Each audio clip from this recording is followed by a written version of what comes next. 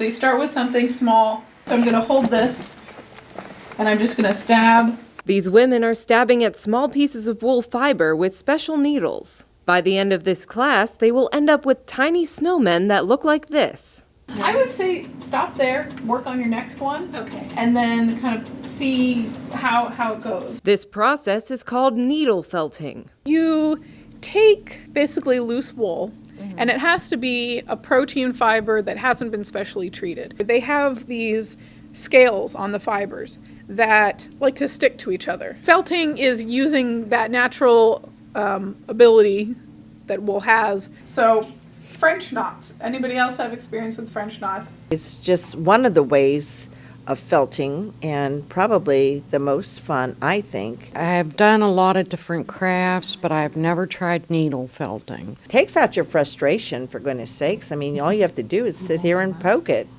and then you get this cute little guy over here. The class is taking place at Gwen Erin Natural Fibers in Hubbard. Gwen Brown is the owner. Brown opened her store in January of 2017, but the business has been around for about 10 years. I've slowly grown the business. I was working out of my home for a lot of years and traveling to fiber shows. And I was selling yarn that I'd spun, all sorts of different fibers that I dyed, supplies for other fiber artists. Now with her store open, she has been able to expand into spinning wheels, looms, and other supplies for the fiber arts. Right here I have a flip loom from Shacked Spindle Company. This is a rigid heddle loom, and I'm in the process of warping it, getting ready to weave. Brown says she doesn't see the fiber industry increasing in popularity, but rather certain aspects are trendy. Needle felting was really in vogue a while back. Right now the thing is really weaving. Weaving is super hot right now. Before I get into the yarn that I want to use on the project, I'm going to weave this little bit here. If there were any dips or bubbles or whatever, then I would know that I needed to tighten some individual threads up. You see a lot more people searching those things out that maybe don't have any other experience in the fiber arts industry. For me, I started with knitting.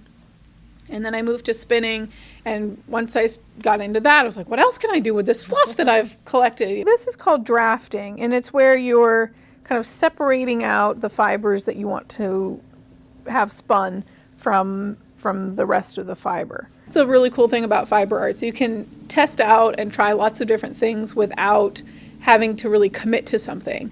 A spinning wheel is expensive, but a spindle isn't. So you can try spinning and spend only, maybe $15. Well, now you've got fiber. Well, you might as well buy a felting needle for $2 and try that if you want to. So you can kind of like play around with lots of different things without having to commit a lot to it. And then once you find out this is really what I love, then you can go buy an $800 spinning wheel.